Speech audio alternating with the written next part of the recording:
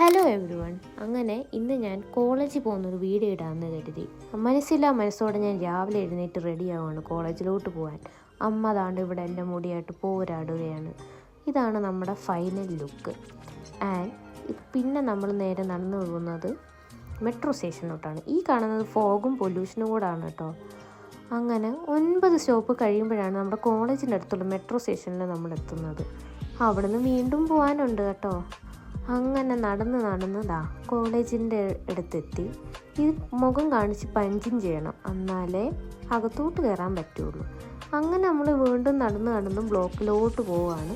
ഇതല്ല കേട്ടോ എൻ്റെ ബ്ലോക്ക്, ഇവിടെ നിന്ന് കുറച്ച് പിന്നെയും പോകാനുണ്ട് എൻ്റെ ബ്ലോക്കിലോട്ട്. അങ്ങനെതാ നമ്മുടെ ലിഫ്റ്റ് എത്തി. 5ാമത്തെ ഫ്ലോറിലാണ് ക്ലാസ് റൂം. അങ്ങനെ ക്ലാസ് റൂമിലും എത്തി.